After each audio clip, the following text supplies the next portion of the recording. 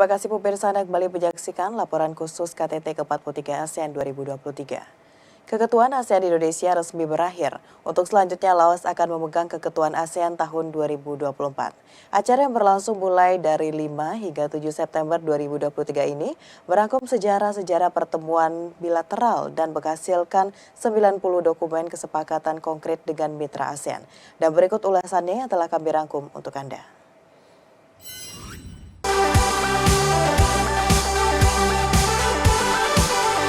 Dalam pertemuan konferensi tingkat tinggi ke-43 ASEAN, keketuaan Indonesia menjadikan ASEAN sebagai epicentrum of growth. Dalam sambutannya, Presiden Joko Widodo menyampaikan apresiasi yang tinggi kepada seluruh pemimpin negara dan undangan yang hadir. KTT ke-43 ASEAN 2023 menjadi momentum makin mengukuhkan kawasan Indo-Pasifik sebagai teater perdamaian dan inklusivitas. Alhamdulillah, KTT ke-43 ASEAN dan KTT lainnya telah terlaksana dengan baik dan lancar, dan walaupun di tengah situasi yang sulit, keketuaan Indonesia menghasilkan banyak hal sebagai upaya menjaga perdamaian, menjaga stabilitas, dan menjaga kemakmuran kawasan. Dalam 3 hari, Presiden Joko Widodo melakukan 25 pertemuan terdiri dari 12 sidang KTT yang dipimpin secara langsung oleh Presiden. Selanjutnya 13 pertemuan bilateral dengan negara-negara yang menghadiri pertemuan tersebut. Dari 12 pertemuan yang dipimpin oleh Presiden Joko Widodo diantaranya pertemuan sesi pleno, pertemuan informasi, KTT ASEAN China, KTT ASEAN Korea Selatan, KTT ASEAN Jepang. Selain itu KTT ASEAN Amerika Serikat, KTT ASEAN Kanada, KTT ASEAN India, KTT ASEAN Australia, KTT ASEAN Perserikatan Bangsa-Bangsa, KTT ASEAN Plus 3, China, Jepang, Korea Selatan, serta KTT Asia Timur. Pertemuan juga dilanjutkan pada undangan ASEAN dengan 2 negara mitra, yakni Bangladesh sebagai Ketua Indian Ocean Dream Association dan Kepulauan Cook sebagai Ketua Pacific Island Forum. Dari seluruh rangkaian pertemuan tersebut dihasilkan sejumlah dokumen dan deklarasi, serta kesepakatan bersama di antaranya.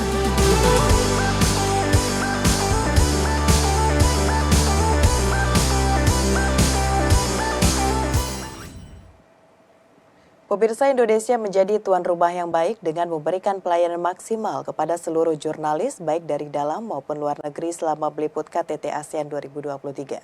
Hal tersebut dibuktikan dengan testimoni dari jurnalis media peliput KTT ke-43 ASEAN yang puas dengan fasilitas yang disediakan.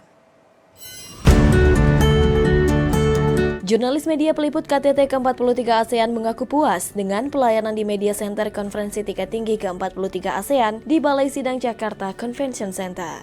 Terhitung sejak 2 hingga 7 September 2024, Media Center telah aktif memberikan fasilitas berupa jaringan internet, jadwal-jadwal pertemuan, rilis resmi, foto dan video yang dapat digunakan untuk menunjang kinerja jurnalis. Kesan puas tersebut disampaikan jurnalis dari Australia yang mengatakan bahwa Media Center KTT ke-43 ASEAN memberikan fasilitas yang bagus dan terorganisir. Absolutely fantastic. It's been really well organised and it's got lots of great facilities. Lots of the noodles that I've had over there. I think it's great. It's very big. There's a lot of us and I think the facilities are great. We've got access to good electricity, good internet. Dengan Media Center semewah dan selengkap ini tentu saja bersyukur sih. Fasilitas dari Media Center ini lengkap banget dan juga untuk cek kesehatan semuanya fasilitas lengkap. And I really enjoy the experience at ASEAN Summit, especially the Media Center. Also, of course, good food and especially good coffee. Selain menikmati fasilitas Media Center yang disediakan, para jurnalis juga menikmati setiap momen yang ada di dalamnya. Seperti yang satu ini, menari mengikuti irama yang ditayangkan melalui layar besar di Media Center. Pemirsa, landmark atau ikon kota diartikan sebagai objek atau momentum yang dibuat dengan ciri khas yang menggambarkan sebuah kawasan, kota atau negara yang tidak terkecuali di negara-negara ASEAN. Landmark di negara-negara ASEAN banyak dipengaruhi oleh sejarah dan budaya, karenanya memiliki bentuk yang beragam. Sekarang saya akan mengajak Anda pemirsa untuk jalan-jalan virtual menikmati landmark negara-negara ASEAN. Dan berikut informasi selengkapnya.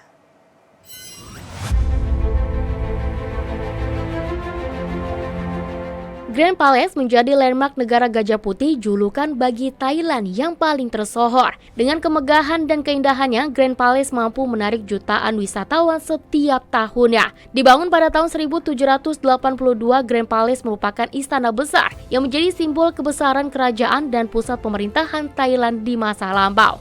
Grand Palace saat ini digunakan sebagai tempat keluarga kerajaan Thailand melakukan seremoni keluarga kerajaan maupun jamuan kenegaraan. Myanmar disebut sebagai negara 1000 pagoda bukan tanpa sebab. Pagoda Swidagon dengan sejarah panjangnya yang dibangun pada abad ke-6 menjadi simbol penyebaran agama Buddha di Myanmar. Melansir dari laman asean2023.id, Pagoda Swidagon menjadi salah satu landmark di ASEAN yang dilapisi emas seberat 40 kg. Para ilmuwan memprediksi Pagoda Swidagon menjadi pagoda tertua di dunia. The Universe in Stone atau Angkor Wat merupakan ikon wisata negara Kamboja yang terpampang pada bendera negara.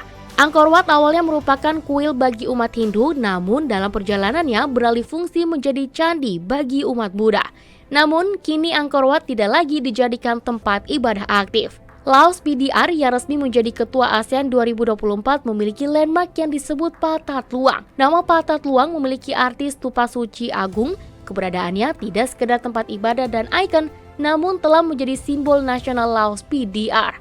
Disebutkan daya tarik utama Patat Luang ada pada stupa besar yang dilapisi emas. Sebuah landmark bisa memiliki beragam bentuk seperti Filipina dengan landmark Trump Tower Manila. Landmark disebut-sebut merupakan karya dengan arsitektur tercanggih di Filipina. Trump Tower Manila sendiri merupakan sebuah penthouse berfasilitas mewah dengan tinggi gedung mencapai 250 meter. Dibangun dari rangka baja dan kacara, bangunan ini terlihat sangat megah dan menonjol di Filipina. Landmark 81 merupakan landmark mewah yang baru-baru ini dimiliki oleh Vietnam. Berada di kota Ho Chi Minh, Landmark 81 merupakan hotel dan penthouse dengan ketinggian mencapai 461 meter. Dengan tinggi tersebut, Landmark 81 tercatat sebagai salah satu gedung pencakar langit tertinggi kedua di ASEAN. Masjid Sultan Omar Ali Saifuddin menjadi landmark yang menggambarkan kemegahan dan kejayaan Brunei Darussalam. Negara Sri Bandar Begawan ini memadukan arsitektur Mughal dengan gaya Italia. Dibangun di atas kolam buatan di tepi sungai Brunei di Kampung Ayer, masjid ini dilapisi emas asli dengan daya tampung 3.000 jamaah. Negeri jiran Malaysia juga memiliki landmark bangunan yang bernama Petronas Twin Tower yang berlokasi di Kuala Lumpur, Malaysia. Menara ini memiliki tinggi 451,9 meter dan merupakan menara kembar tertinggi di dunia pada 1998 hingga 2004. Hal ini menjadi kebanggaan bagi masyarakat ASEAN dan menjadi daya tarik wisata bagi wisatawan asing saat berkunjung ke Malaysia. Setiap mendengar kata Singapura, imaji kita dibawa pada sosok patung air mancur singa setengah ikan yakni Merlion. Patung ini berada di Merlion Park di depan Hotel Fullerton dan menghadap Marina Bay. Kepala singa pada patung Merlion merujuk pada nama Singapura, sementara badan ikan diambil dari legenda desa nelayan yang dulu ada di Singapura. Indonesia memiliki banyak monumen ikonik, namun tidak ada yang unik Monumen Nasional atau Monas. Monumen yang berada di dekat Istana Negara menjadi lambang penghargaan bagi para pahlawan yang berjuang melawan penjajah di masa lampau. Monas dibangun pada tanggal 17 Agustus 1961 dengan tinggi 132 meter dan diresmikan pada 12 Juli 1975. Terdapat beberapa ruangan di dalam Monas yang bisa dikunjungi, yakni Ruang Kemerdekaan, Pelataran Puncak Monas, dan Museum Monas. Timur Leste menjadi negara termuda yang bergabung dalam ASEAN. Landmark dari negara Timur Leste menyerupai ikon Brazil. Timur Leste memiliki landmark yang disebut Cristo Rei atau Patung Kristus Raja. Patung ini dibangun di atas perbukitan dengan tinggi 27 meter dengan posisi menghadap ke kota Dili. Patung ini dibangun pada tahun 1996 dan menjadi hadiah Presiden Soeharto bagi masyarakat Timur Leste. Pemirsa, tahukah Anda kira-kira apa saja souvenir yang diberikan untuk para delegasi KTT ke-43 ASEAN 2023? Pastinya unik dan menarik. Dan berikut informasi selengkapnya untuk Anda.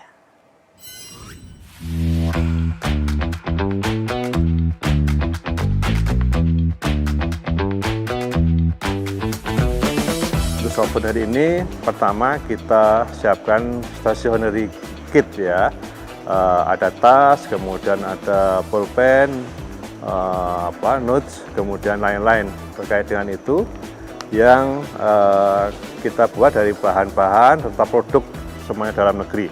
Ya, tasnya tas kulit dan batik, kemudian untuk ballpoint-nya itu perak, kemudian juga untuk stationery kit ini semuanya buatan dalam negeri.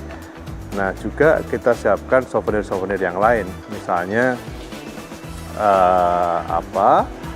patung perak begitu ya untuk dinner, ya, untuk souvenir dinner. Kemudian untuk VVIP-nya kita siapkan lukisan, kemudian T-shirt dari perak dan lain-lain. Nah, saya ingin menyampaikan juga informasi terkait pakaian yang akan digunakan oleh para tamu-tamu kita. Ya, untuk VVIP di hari pertama KTT ini akan menggunakan PSL, ya, menggunakan jas. Nah, di hari kedua itu kita siapkan batik, ya. Batiknya motifnya adalah tumpal namanya, ya. Motif tumpal ini ada di semua ragam batik daerah. Jadi di Cirebonan gitu ya, itu ada tumpal, ya. Kemudian Jogja, Solo, Pekalongan, Betawi gitu ya. Di semua daerah Lasem juga ada batik motif tumpal. Makanya kita pilih itu, dan makna sendiri secara filosofi dari batik tumpal ini adalah keselarasan dengan alam. Dan ini mudah-mudahan menjadi menarik karena ini bukan tunggal dari satu daerah, tapi dari berbagai macam daerah, dan makna filosofisnya yang tadi sangat dalam. Untuk spouse-nya kita siapkan selendang, ya. Selendang terbuat dari sutra dari daerah Salatiga, ya, yang dibuat secara handmade, ya. Jadi ini akan digunakan oleh para spouse gitu. Mereka menggunakan baju-baju dari khas negara masing-masing dan menggunakan selendang ini untuk digunakan pada saat dinner nantinya.